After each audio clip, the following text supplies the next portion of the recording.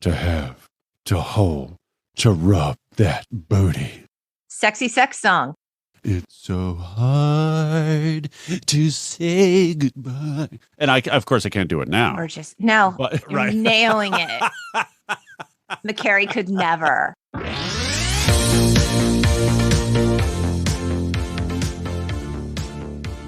Hello, and welcome to the Untitled Gen X podcast, a podcast dedicated to the pop culture that raised us.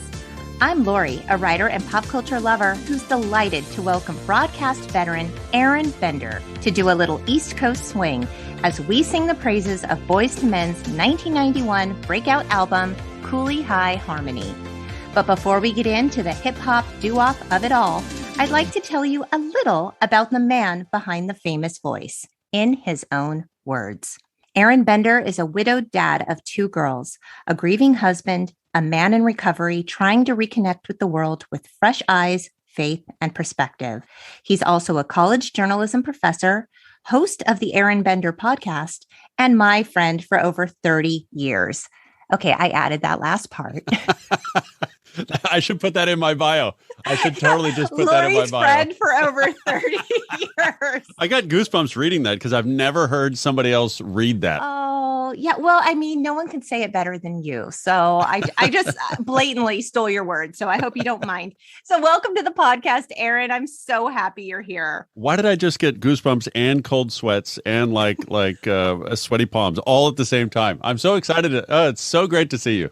It's so great to see you too. And I mean, we've known each other a really long time. You said 30 years.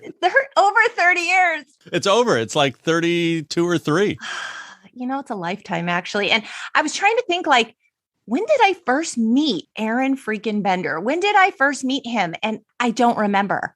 Maybe 7th or 8th grade. Yeah. I know we all kind of gelled, like the 6 or 7 of us gelled in freshman year of high school. But I want to say we've known each other, 2 or 3 years longer than that. Well, I have to correct you, my friend. Uh-oh. We were known. We called ourselves such dorks. Oh, no. We called ourselves the 8. There were 8 of us. Yes, that's right. Oh, that's right. Like, who names the? We're the 8. So it was me, Jordan, Alan, Kevin, you, Jeanette, Gwen, and there was Shay, and sometimes Tambin was there. And yes.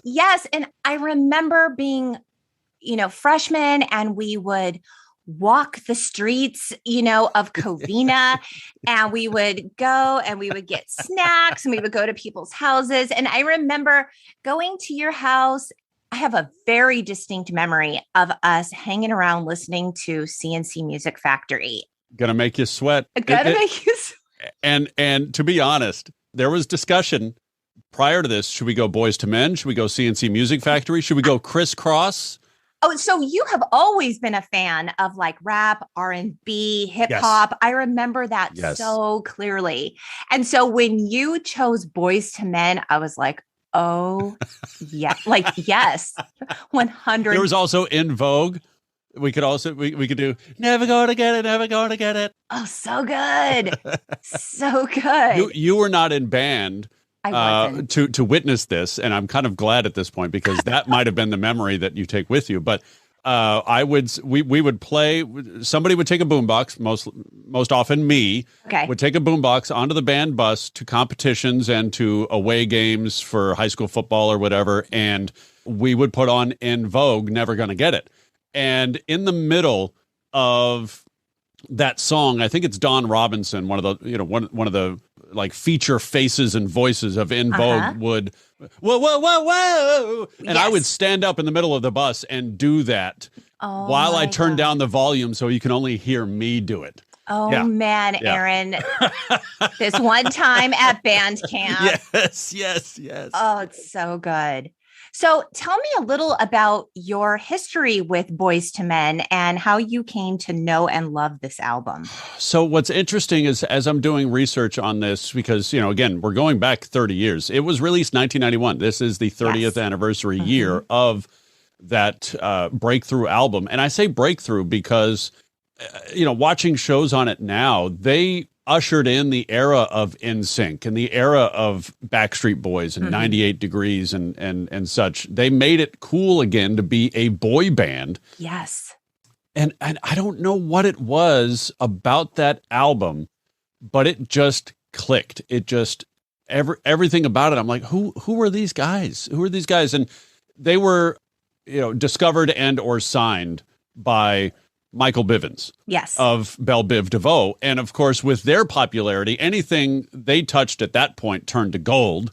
And in this case, multi-platinum. Mm-hmm.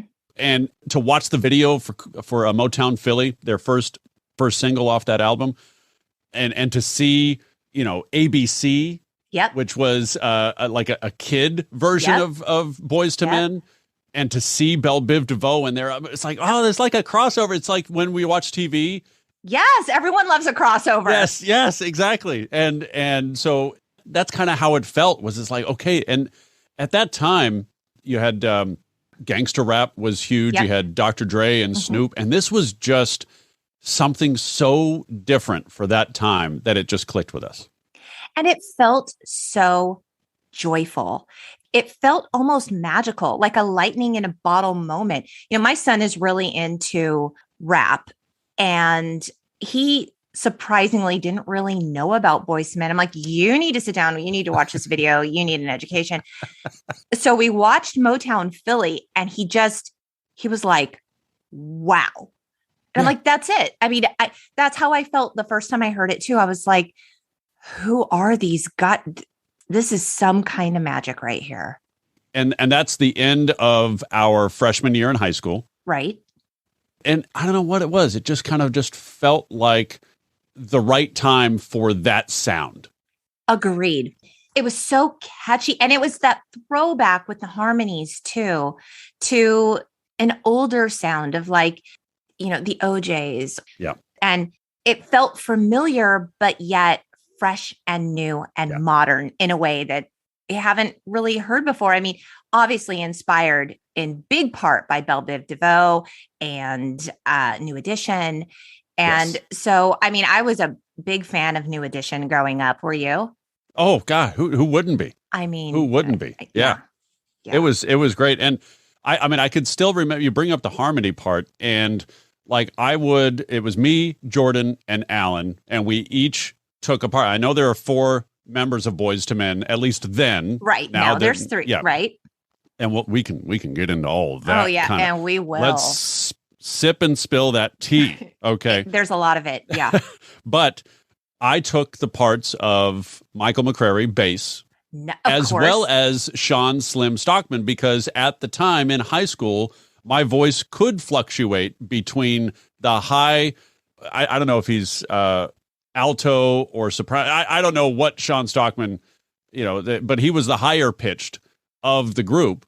But I could also do the bass. He was a tenor. He's a tenor. He was a tenor. Okay. Mm-hmm. Oh, well, okay. All right. Yeah. I've got notes. I did some research, Aaron. So, but he could hit those high notes, and Michael McCary was the bass. So I could do both of those parts, and Jordan could do Wanye because, quite frankly, he looked like Wanye, and he loved to, he loved that. And he was kind of the lead singer guy. Right. And Alan, because he wore glasses, was Nate. Of course. Yeah. It all fits. Yeah. I have to say, like, you taking the McCary, bass voice of this, Aaron, let's just take a moment, mad respect for your radio voice, because I don't remember you having this voice in high school. When my husband was like, oh yeah, I listen to Aaron on the radio all the time. And I was like, oh, you do? Okay, let me tune in. I was like, that is not Aron Bender. Like, that's not Aron Bender. I remember I was good friends with Aron Bender. Who is this man with this voice? I remember, and I'm not going to say it was this voice forever, because of course in high school it wasn't this, but it started changing. You remember, you might have actually been, did you go to New York City after 8th grade? I did. Okay. So Beth was also there. The biggest crush on Beth. And I was cute. like, I'm totally going to, and I've told her this, I'm totally going to ask her out. Like, hey, when we get back to, get back home, can we go out or something like that? And let's say it's a 6-day trip. By day 4, I had worked up the nerves to finally ask her. Okay. And when I did, it was the very day that my voice was changing. Like what? Like, it was crazy. Beth, you want to go home when we get back home? Okay, let's do it. Oh man! And what did she say? Well, of course she said no. I mean, and she saved herself, which was great. But that was the day that I always say that day between 8th and 9th grade, that was the day that it started changing. Yeah. Wow. Yeah. But I can remember clearly, and we can get into the track listings a little bit later, but there's this one song called Ooh Ah. Ooh and Ah. I don't know. Yeah, I don't know how they got Ooh Ah, but it's spelled UHHAHH. Yes, the third single. Mm-hmm. And there is in that song Michael McCary bass saying, to have, to hold, to rub that booty. And that was my favorite part. That was my favorite part of the whole song. In my notes about that song, okay, it was the third single. I wrote Amazing Harmonious Countdown, like that countdown. Oh, wow. Right. And then I wrote before auto-tune, right, before any of it. Incredible. Then I wrote, I can't believe I wrote this. So Oh no. I don't even know if I could say it. I wrote Sexy Sex Song. That was my note. It's a sexy sex song. It is. At a time, I mean, what is it? 1991. I'm 14 years old. I should not be singing about what they're singing about. No. But it was all it was. Yeah. It was just, okay, we're going to put this track on now and we're going to have the sex. We're going to have the sex. And that's what that is. It's a sexy sex song. Oh my God. Oh my God. So funny. Okay. So I thought we should talk a little bit about the history of the band before we dive into the album. Yes. You are the researcher. You are I will defer to you, Madam Writer and Researcher. Okay, thank you very much. I will just provide color commentary as you go play by play. I appreciate that. It's much needed, actually. So in 1985, Nathan Morris and Mark Nelson started a group called Unique Attraction. Mm-hmm. And they started this in high school at the Philadelphia High School for the Creative and Performing Arts. And they started this group with 3 other classmates. So there were 5 of them. And then Wanye Morris joined the group in 87. So he was a fellow student there. And it was one of those things where it was like people were leaving the group after graduation. Some people lost interest, kind of one of those things. And then Sean Stockman was recruited to join after they saw him perform a solo in choir. And they were like, oh my God, we need that guy. So Of course, all these kids were in choir too. So, they loved singing. They loved performing. They used to practice their harmonies in the school bathroom because the acoustics were really good. And one day, Michael McCary, a student, began singing along with them. He walked by, he heard them, he started singing, and he was offered a spot as their bass singer. God, I'm getting goosebumps just thinking about doing the same thing with my friends to Motown Philly, to Motown. So did you guys have a name for your group? Were you going to be the next big thing? No, I don't. No, definitely not. No. We were just Boyz II Men wannabe light, that kind of thing. Yes. We did refer to ourselves because Jordan is black, Alan is Chinese Filipino, and I'm white. United Nations. We were the United Nations. I love it. Good call. But I don't know that we necessarily ever were like, all right, this is our band name. We're gonna be big stars. Yes. I don't think any of us ever thought we would even we could even. No, you know what? We never did this Boyz II Men thing in front of anybody. Like that was you didn't. You never performed at a bar mitzvah. We never performed. But you know what we did? What? There was a Halloween party when Criss Cross was huge. Okay. And we performed because we would do the Criss Cross thing at home too. Okay. We performed Warm It Up, Chris. Warm It Up, yeah, Chris. Warm It Up. Okay. And we got such a reception that we decided to come back the next year and do another song from their next album called Da Bomb, which featured a little-known artist at the time, Da Brat.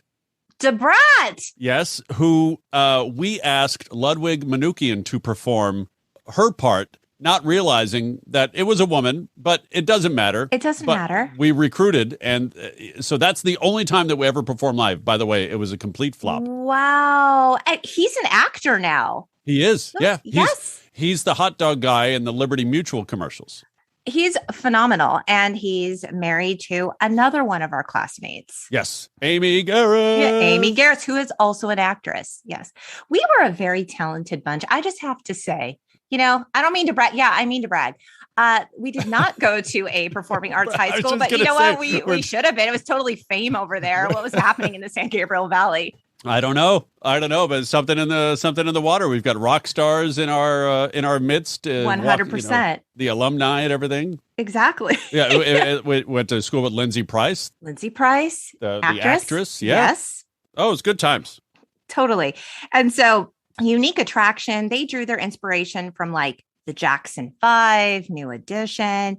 And they ended up even changing their name to Boyz II Men after the New Edition song, Boyz II Men, from their 1988 album, Heartbreak. So the group performed everywhere they could. They performed at school, they performed on the streets, and their big break came when they snuck into a radio station concert and tracked down Michael Bivins, as you said, of New Edition. And he had just formed Belle Biv DeVoe with fellow New Edition members, Rick Bell and Ronnie DeVoe. So the Boyz II Men sang New Edition's Can You Stand the Rain for Bivins, and he was so impressed that he told them, okay, you guys are really good. Why don't you give me a call? Well, Nathan Morris took that shit real seriously. He called Bivins every single day for weeks, trying to convince him to take on Boyz II Men as their proteges. And Bivins said in the VH1 documentary, This Is Pop, he saw something in me I didn't even see in myself. So he eventually agreed to manage and help produce them. And Bivins said, if it wasn't for Nate Morris, I would have never become a music executive. I love that. I mean, he's been involved with some incredible artists. Bivins is really a visionary. Yeah. And I think also it's takes sometimes just taking that leap, whether it's leap of faith in yourself or somebody else, that you say, you know what, if it doesn't work, it doesn't work. But obviously it totally worked. Oh, it totally worked. Because Belle Biv DeVoe is not, performing in Vegas. New Edition is not performing in Vegas. Boyz II Men are performing in Vegas 30 years later. In a huge residency that spanned many, many years. So yeah, it's incredible. So the founding member, Mark Nelson, ended up leaving the group before Boyz II Men's first album.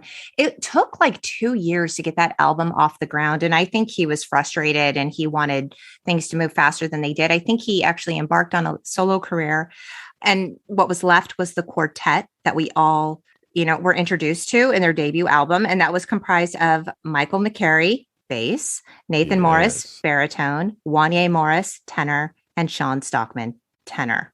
Now, Boyz II Men were different than other R&B groups in that all four of them were lead vocalists. I was just going to say, it was so fun trying to figure out all those tracks. Like, okay, who's the lead on this? Who's the lead? And, they just shared so completely that it wasn't like other R&B groups of the time where there was, one or two lead singers and the rest provided background vocals.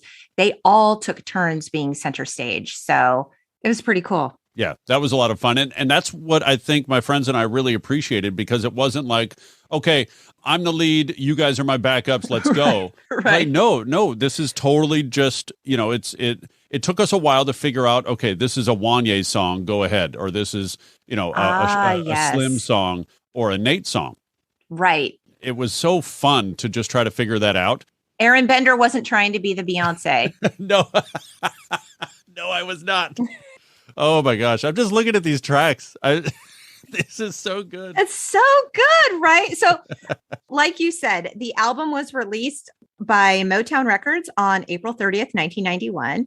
And Cooleyhighharmony debuted at number 58 on the Billboard Top 200 and ended up ultimately peaking at number 3. Legend has it that the album's name pays homage to Cooley Vocational High School in Chicago. Let's talk about the tracks on this. First off, I think we can just skip 1, 2, and 3. Please Don't Go, Lonely Heart, This Is My Heart. They're fine. They're good. They're average, run-of-the-mill tracks. They're good R&B. Please Don't Go was released as a single. Do you want to know my note for that song? Yeah. Yeah. Okay. My note for Please Don't Go. Sexy, sorry song. Yes, it's a sexy, sorry song. Okay.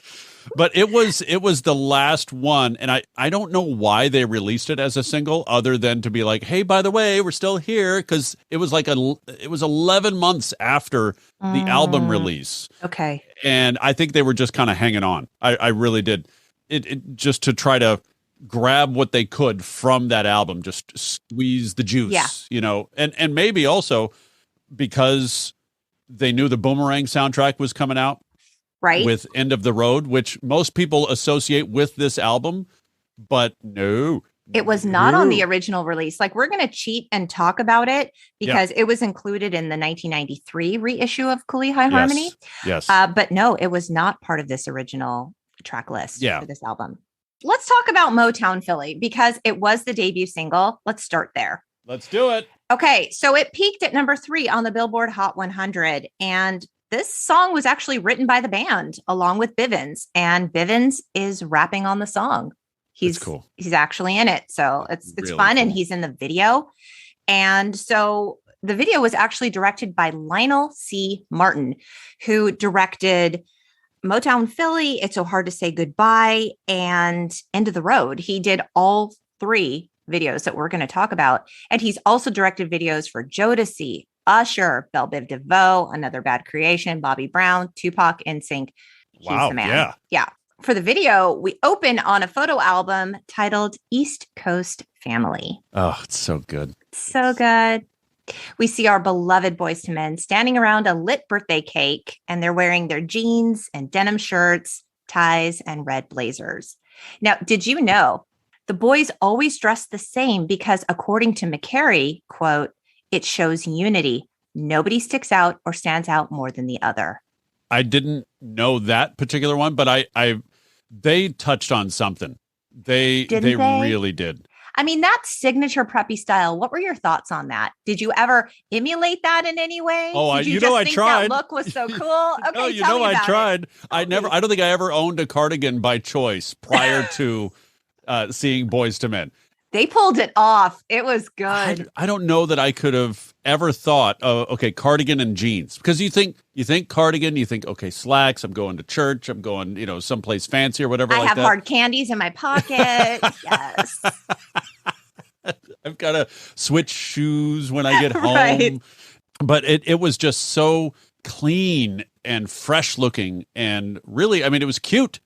It was cute, but yet it wasn't hyper masculine, but yet at the same time, it was some flair. Like it was some real style. I appreciated it. And some of the looks, I was kind of laughing, like in one of the videos, was it this video? I don't know. There's like a whole nautical look where they're wearing like, primary colors. Each one of them's wearing a different color with the striped shirts. You're on a boat and it looks like an ad for, Nautica. And it's a little hokey, but at the same time, like I'm into it.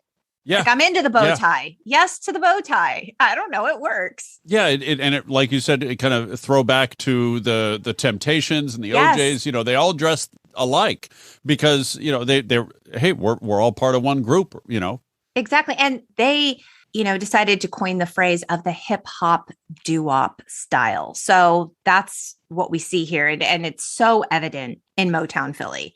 So, I mean, the music it explodes with energy. There's dancing and jumping and harmony. And it's just so cool on this song as their debut single to see them hanging out in Philly. This is their hometown outside Geno's Steaks in a Temple University dorm room or what is meant to be, hanging out on the streets in front of their old school.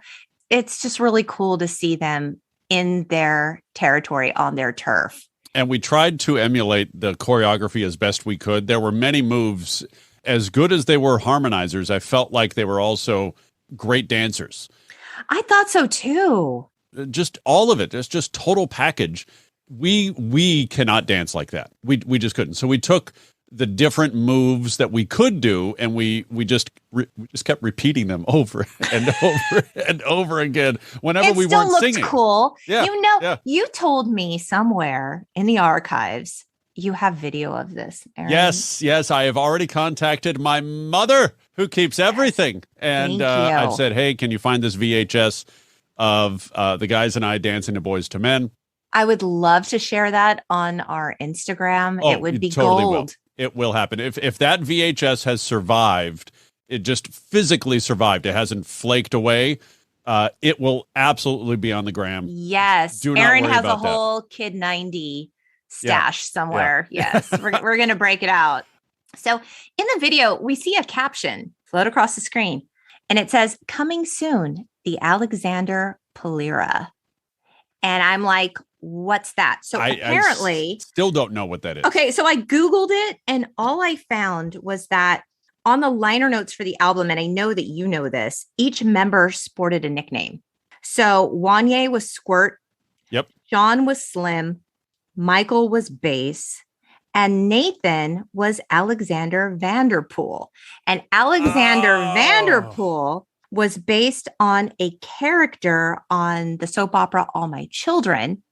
And he was a character that had like sort of nerdy, preppy style. Wow. Yeah. Look at that research. I love it. We try. So, yes. So in the video, we also see like Bivens reading a newspaper on the toilet. Yeah, I don't. Well, I don't know. While the band is performing out, it's very weird.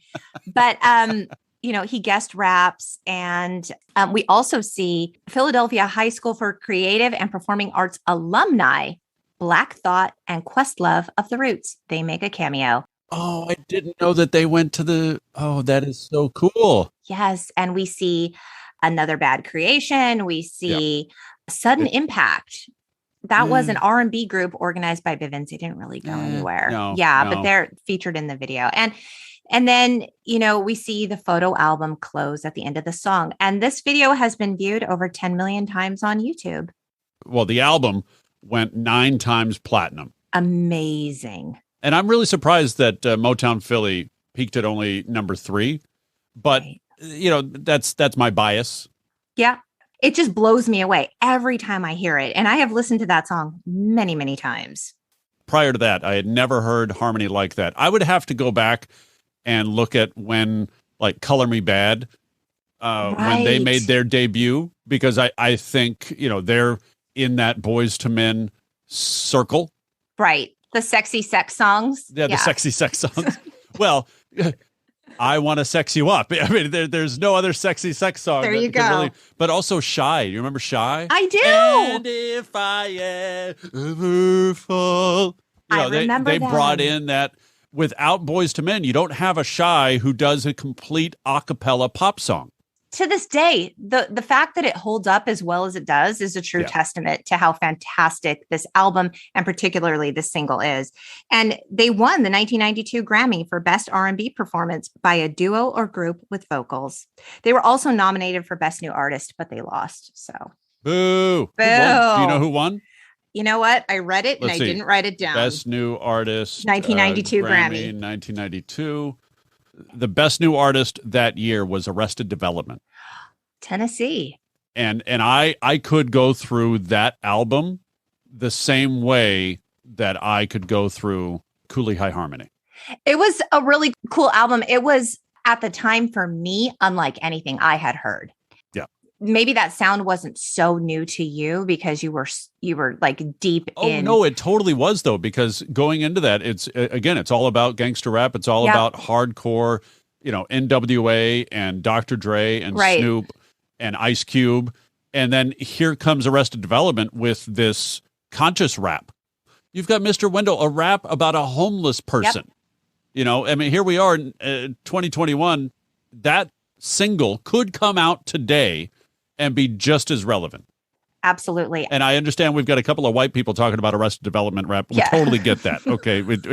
I'm wearing that. Okay. Right. I'm totally wearing that. I'm also sad that I don't still have my T-shirt that I had made in San Dimas at an airbrush store when that was new and very expensive. I had on the left breast area of that T-shirt, Speech, which is the lead singer of Arrested Development, and on the back, are you doing as much as you can for the struggle? Which was their... Wow. Yeah. And did you wear that proudly or what? Oh, absolutely. This is me. I wore it under my jean coat jacket. Yes. My bright purple jean coat jacket. Love it. So that's who they lost out to, and I can't be mad at that, but I'm actually really surprised. So great. Okay, so I thought we would touch on It's So Hard to Say Goodbye to Yesterday next, because that peaked at number 2 on the Billboard Hot 100, and the song was actually a cover. Did you know that? I didn't know that at the time. Yeah. I was shocked. I don't know, weeks or months or whatever after that came out. I was shocked to learn that that was a cover. And it was written by husband and wife songwriting team Freddie Perrin and Christine Yarian for the 1975 film Cooley High. What? Mm-hmm. And this songwriting team also wrote the Gloria Gaynor hit, I Will Survive. The video, again, was directed by Lionel C. Martin. The video opens with a dedication to MC Trouble, a.k.a. Latasha Rogers. She died on June 4th, 1991, and MC Trouble was the first female rap artist signed to Motown Records. She was born with epilepsy, and she tragically passed away in her sleep at the age of 20. I didn't know MC Trouble prior to that dedication. Me neither. So we see the boys solemnly singing in a house and then outside at a burial.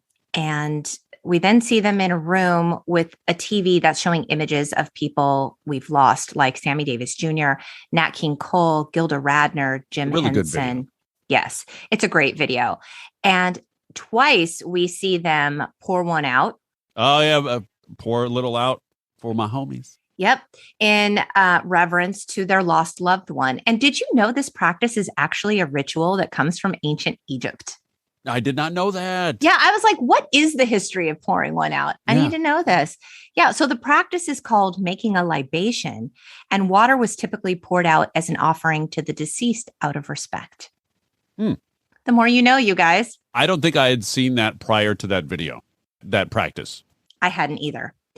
The YouTube video has been viewed more than 5 million times, and the comment section is what really got me.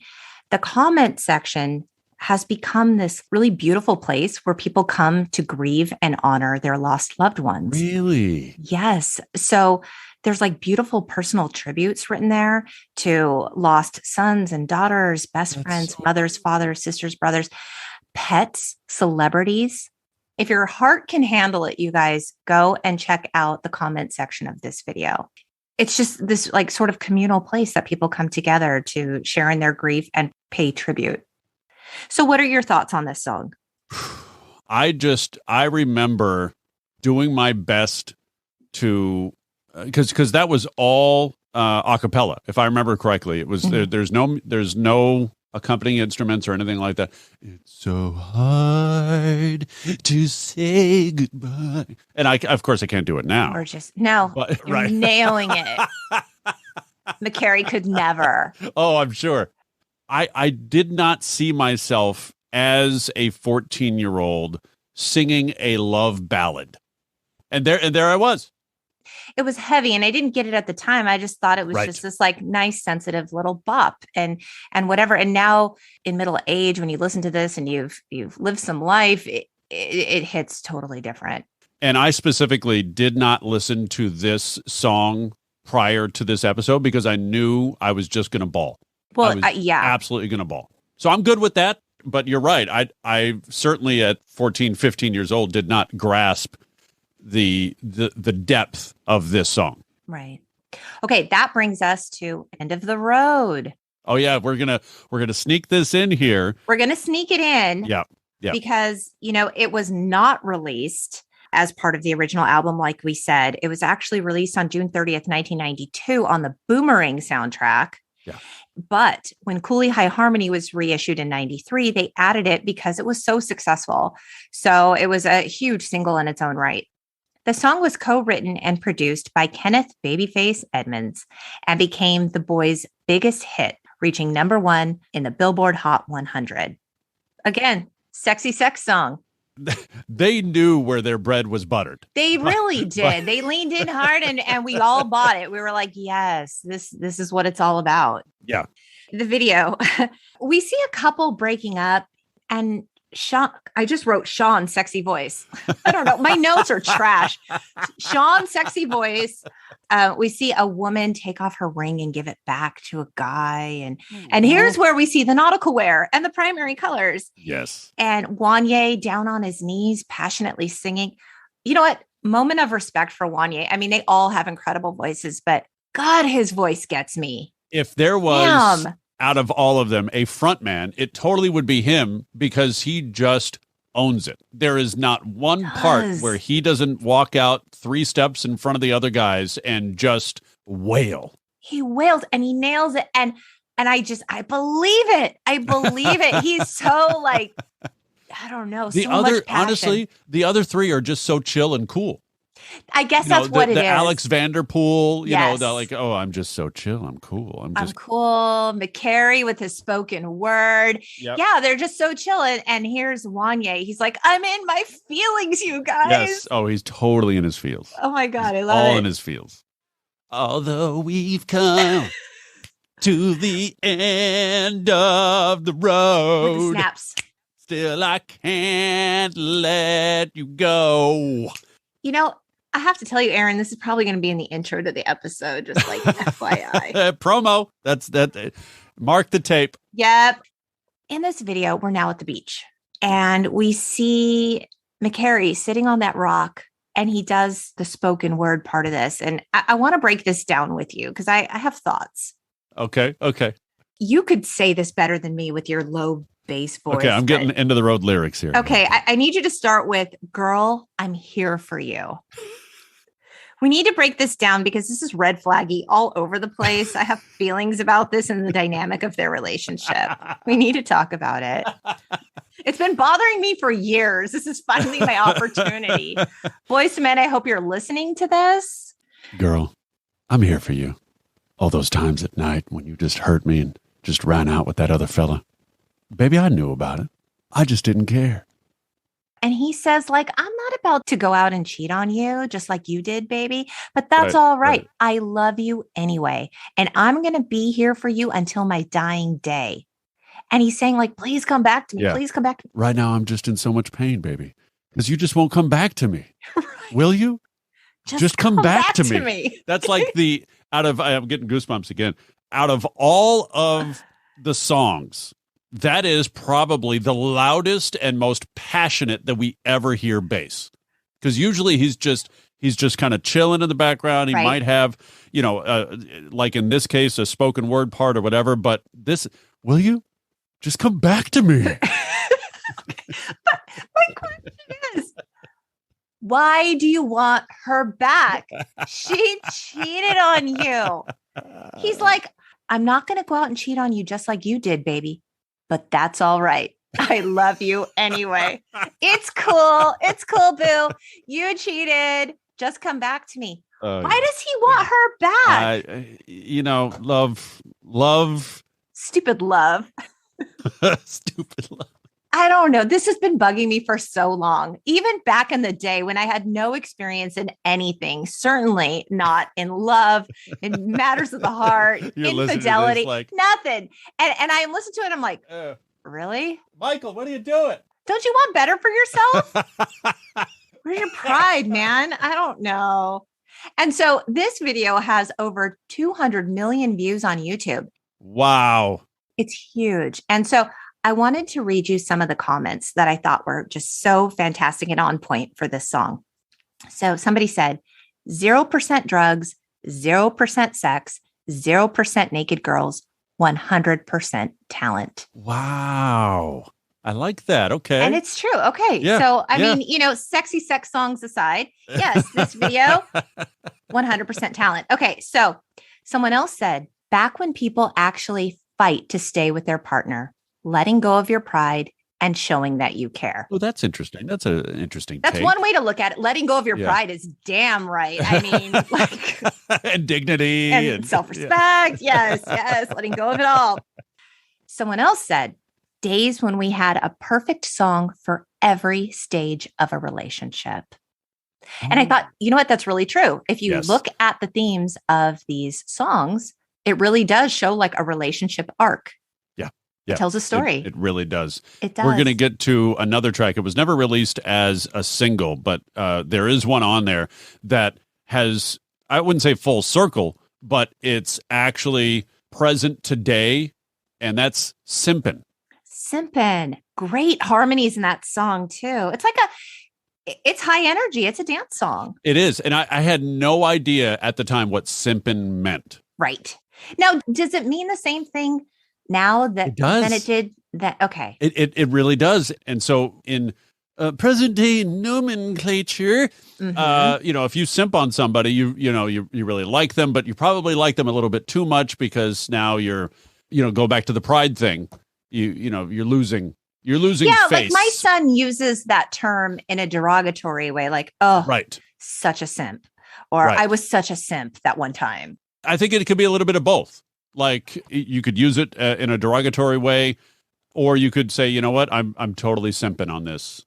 And I didn't know what that meant 30 years ago. Right. And of course now, by the way, I did have to look it up this time.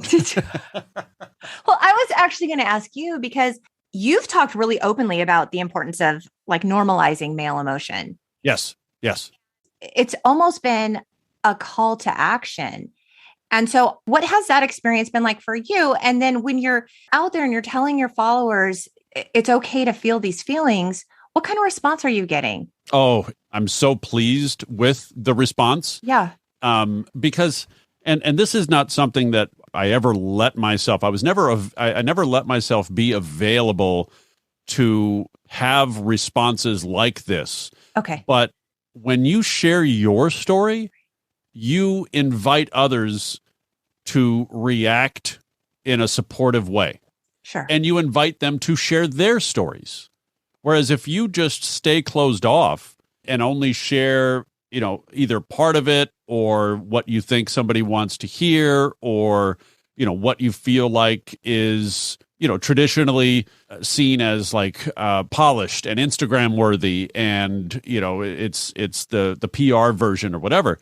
People they might not consciously pick up on that, but they will pick up on that and they won't make that type of connection with you that is necessary to have an honest back and forth conversation. Well, I mean, in your own words, Aron, you're the host of the Aron Bender podcast. You say, everyone has a story. I get them to tell it. So you interview media personalities about their lives and journeys, and you guys hit on some really deep stuff. Oh, there's a huge emphasis on mental health that you've really been very vocal about and the importance of that. You talk about failure, which is huge, loss, grief, forgiveness. There's just so much to it. And it's because you've been very open with your own story that people have felt like they have a safe space to share their own. Yeah. In the course of a year, I lost my job, my own fault, mind you. 2 months later, wife learned that her cancer had returned. 2 months after that, the pandemic hits. So we're all home. And then 8 months after that, my wife loses her fight. So within a year, all of these things happen. And we're coming up on, I think you said this is probably going to be released in late October. Mm-hmm. A couple of weeks after that is the first anniversary of my wife's passing. Okay. And, so it really it's a slap in the face to be like, hey, dude, what are you worrying about? What do you have to be worried about in terms of controlling outcomes and like, how's this person going to feel about me? Or how's this person going to react when I say this or share this or tell them that? If I can't control my wife not getting sick, my wife not passing, my daughters not losing their mother at age, 6 and 8 now, what else would I want to control? What else would I have to be anxious about? What else would I have to be worried about? You had done some podcasting before. Yes. You obviously have been a radio personality. You've been involved in the media and broadcast culture for so long. But what made you say, you know what, it's time to start the Aron Bender podcast and start getting really real? Well, it was initially just kind of a way to reintroduce myself because after I lost my job, I deleted all social media. I hid, basically. I was so embarrassed. There was so much shame. And, going into the holidays and then with my wife's re-diagnosis with the pandemic, I did try to restart the Newsbender, which was the podcast I was doing in 2019, with conversations during the pandemic, like, hey, how are you coping? How are you making things work? And that just got to be too much. It just, with everything going on, be like, okay, I'm going to go be up here for 2 hours while I talk with, people and edit their, no, it just didn't fly. Right. So I just put everything away. And you took that time to focus on your family. Yeah. Focus on my family, focus on repairing myself. Mm-hmm. And, it's probably maybe 2 or 3 months after my wife passed, after Len passed, I started kind of reaching out to people, be like, hey, if I start a podcast, would you be interested in coming on? And I reached out to people I had talked with for the podcast before, but 2019 seems now like light years ago because of the pandemic. And you've lived a lot of life in that time. Yeah. So any conversation I had with anybody 2 years ago is going to be completely different now. Oh, you're a completely different person. Yes. And so that's why I restarted it, just to kind of reconnect with the world, reconnect with myself, and just kind of honestly, just to kind of prove to myself that I could still provide something in this space.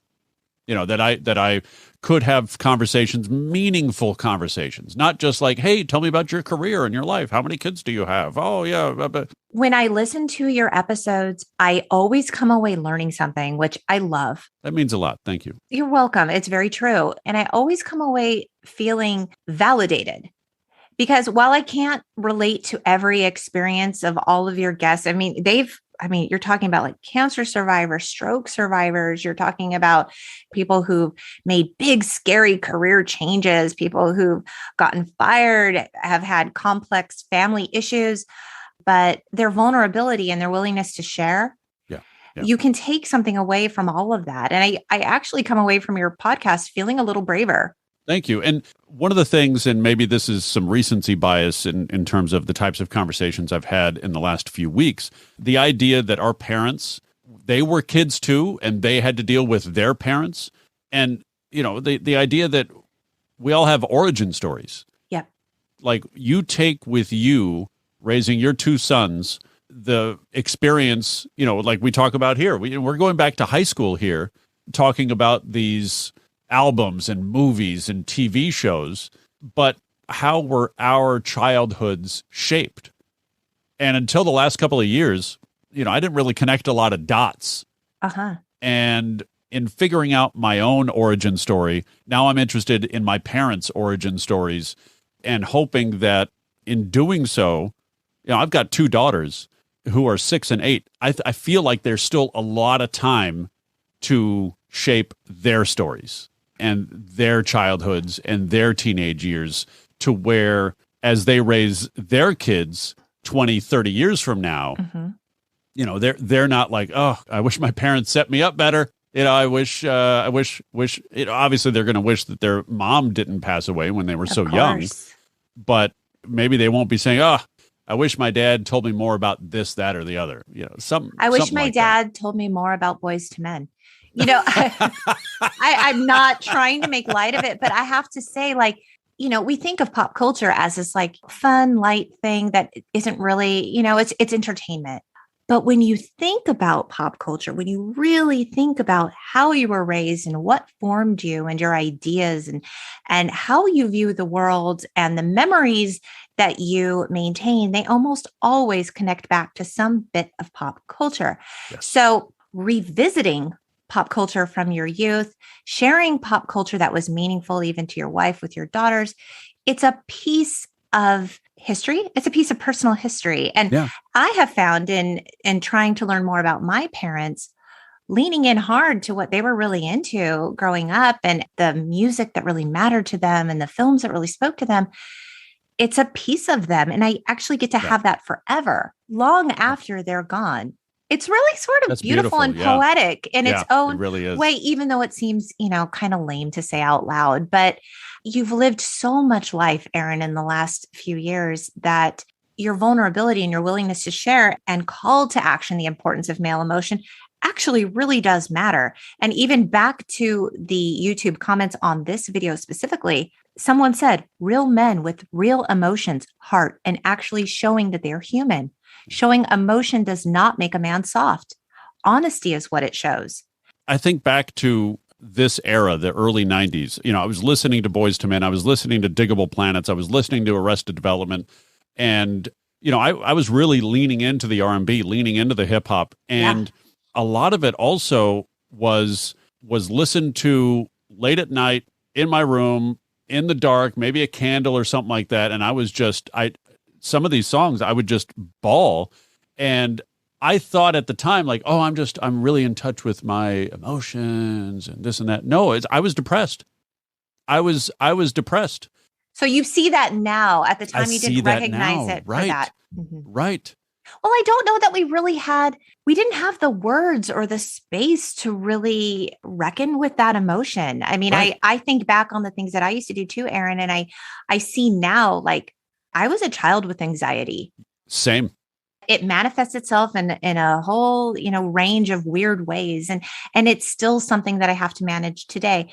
But I didn't know that. And our parents weren't really attuned to that the way we are now as parents.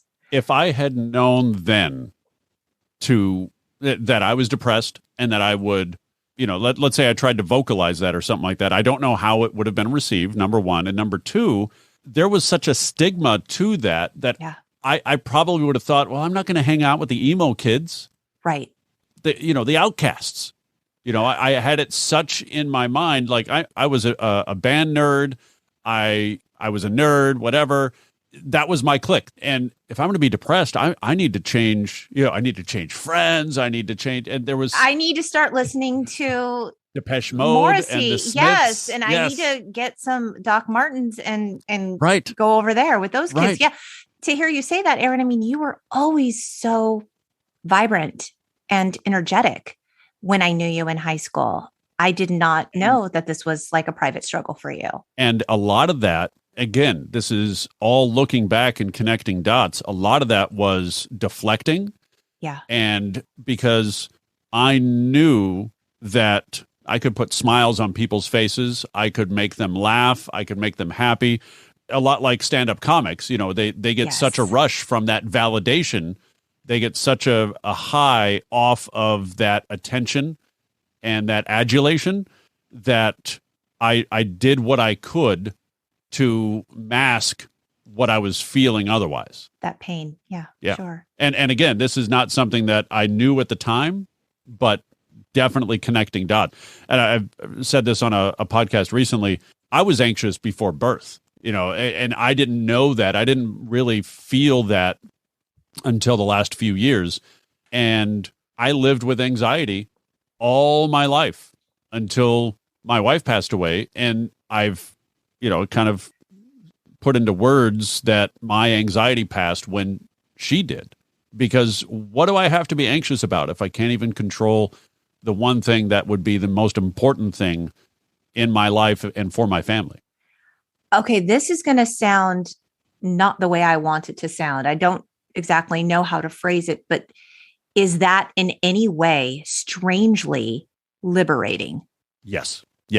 I hope you understand the spirit in which I intend that question. Yeah. It was either Kathy Trin or Kelly Tennant, but they basically said that sometimes people close to us need to lose their lives so that we can gain ours. And it's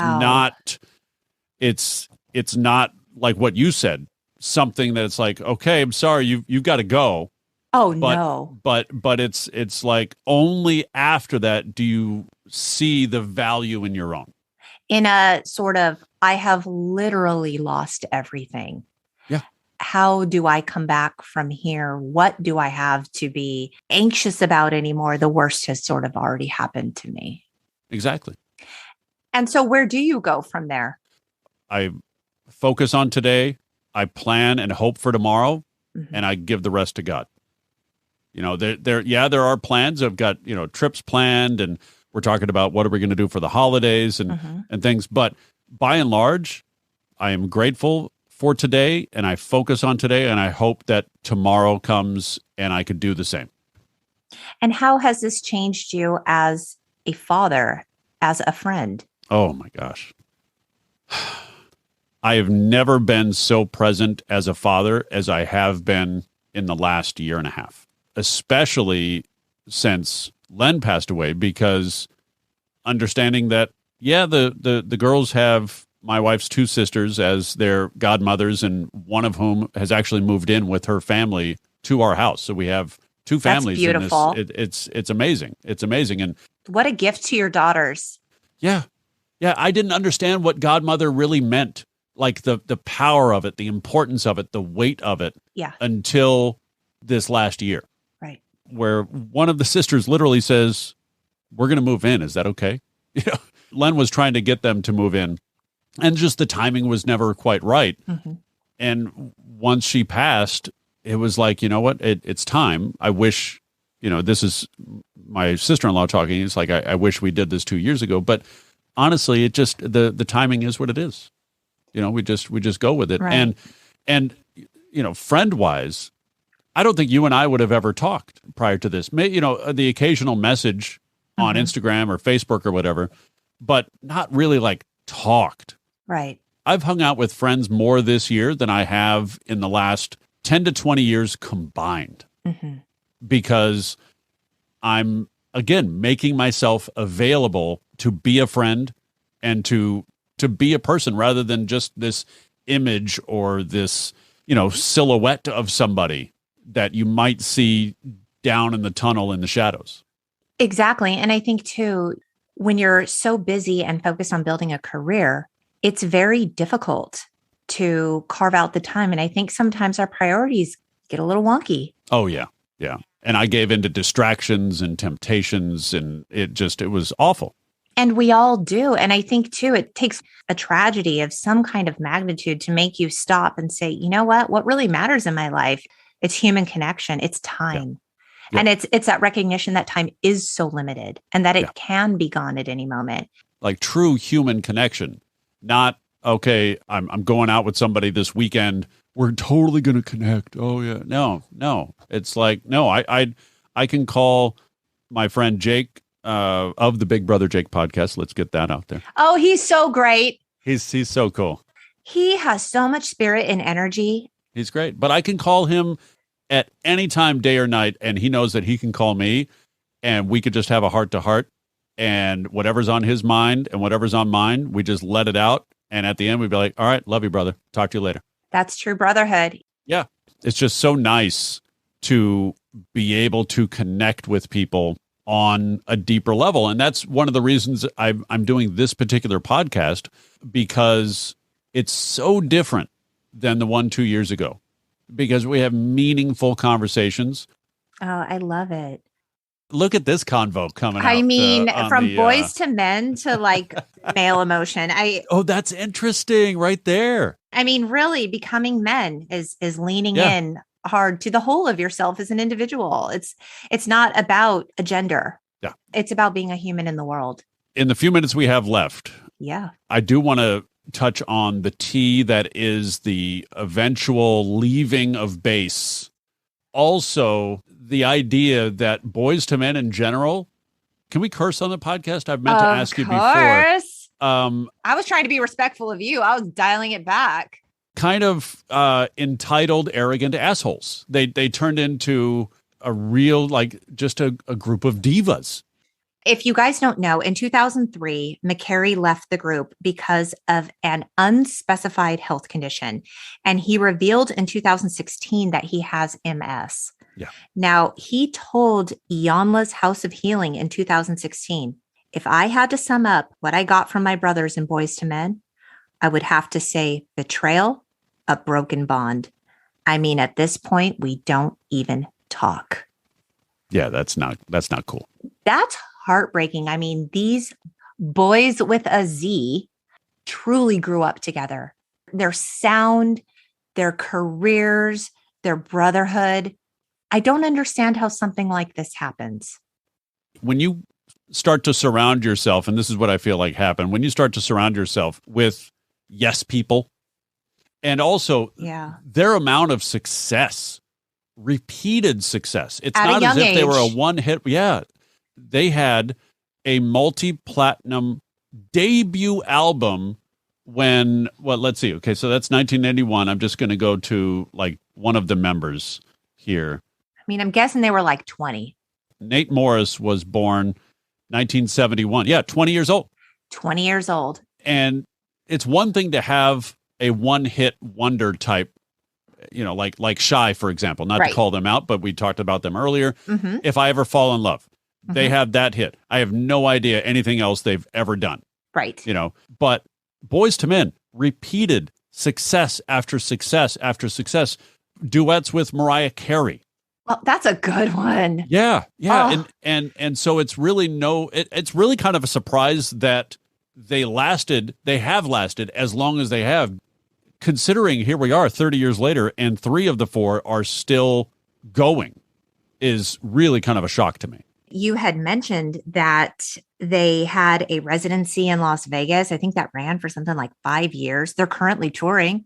Yeah. And, it's interesting because Sean Stockman went on in 2009 to judge the TV show, The Sing Off, which is an a cappella singing competition show.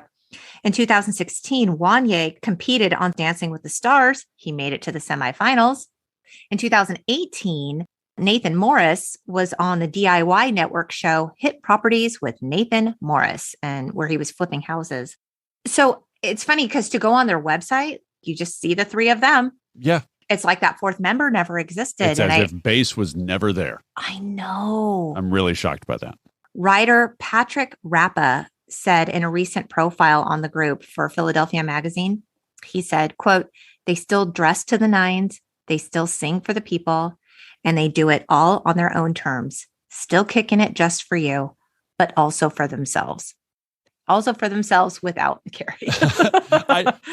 I don't think it was in the This Is Pop documentary. It was in one of the other videos I was watching that they asked a studio executive or an engineer or something like who was one of the most difficult people to work with or groups or whatever. And she immediately, boom, Boyz II Men. Just because, really? Yeah, it just in the studio, they eventually just got to the point where they're like, and it's divo behavior. Better than, yes. That's what you're saying. Yes, you're saying it's better ego. Mm-hmm. Yeah, which is unfortunate because again, I wonder if they tried to make new music now, how would it go? Like, how would it sound? I'm really curious. Do they still put out new albums? This is something I should have looked at. When was their last release? Their last release was Under the Streetlight in 2017, but I don't know. Yeah, so they have 13 studio albums listed on their Wikipedia. Wow.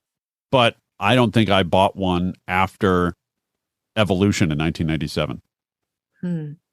Wow. So have you ever seen them in concert? It's funny you mentioned that. I think we did when they were with, I want to say SWV opened up for them. What was SWV's big hit? I'm trying to remember now. I get so weak in the knees, I can hardly speak. Okay, I don't know why that's not ringing any bells to me. Was that their big single? Yeah. Oh. They actually still perform. They did this last weekend, I think, a concert called R&B Rewind. Oh, cool. I don't know what it is, but the last couple of, obviously pandemic not included, but the last couple of years, some of the R&B groups of the 90s, 80s and 90s have started touring together and really just owning like, hey, we had 3 songs. Here they are. Oh, yeah. I mean, and even bigger acts like New Kids go on tour with Debbie Gibson. And like, there's a real resurgence and interest in, retro pop culture that's really huge right now. I mean, I can't think of a better time for the music that I was interested in high school. Like, I would so go to a festival or concert lineup featuring like Skid Row, Warrant. Oh, that would be so cool. Motley Crue, like, yes, bring it all on. Even the smaller bands like Firehouse. Like, yeah, do it. What? Yes. What? Oh my God, so good. So good. Firehouse. Let's just enjoy it. And now we can have a beer and enjoy it. So it's and even that's better. why I think, because you're catering to an audience who they're in their 40s, maybe some 50s. They have some dollars. They've got some dollars, and they've got kids who are either out of the house already or can take care of themselves. Or can come along as an introduction to some really good pop culture. There we go. I mean, I gotta bring it back. Aron, will you be introducing your girls to Boyz II Men at some point? I don't know, maybe when they're a little older. There's, a lot of sexy sex music. So maybe not I yet. think I'll have to find like Motown Philly. I could probably introduce them to that video. Yep. Then maybe I could add it to their kiddos playlist on my phone. Well, I'm sure they would enjoy it. My son, simply in a word, wow. And I can't think of a better word to describe this album. It's a big wow for me. Thank you for this, Lori. Seriously, I love this little trip. I feel so blessed that you took the time to talk to me. I mean, you're a big deal, Aron Bender. Not a big deal. Not a big deal. I'm just me. Even when we were kids, I remember you just had the biggest personality and you were like, I'm Aron, one A, one R, one O, one N. How do you remember that? Aron, the guy with the voice. Man, thank you for coming on to celebrate Boyz II Men with me. Thank you for choosing it. It was such a fun revisit. Yeah, it was. It was. Thank you, Lori. Love you. Thank you so much. And you guys get to know Aron Bender. Get to know the Aron Bender podcast. It's available anywhere and everywhere you get your favorite podcast. He's on Twitter at Aron Bender, 1A, 1R, 1O, 1N. He's on YouTube, the Aron Bender podcast. He's on Instagram, Aron Bender. Thank you so much for listening. I'd like to remind you to rate and subscribe so you never miss an episode. You can find us on the web at theuntitledgenxpodcast.com. We're also on Facebook and Instagram at the Untitled Gen X Podcast. We hope you keep in touch, beautiful people. Bye. Okay, bye.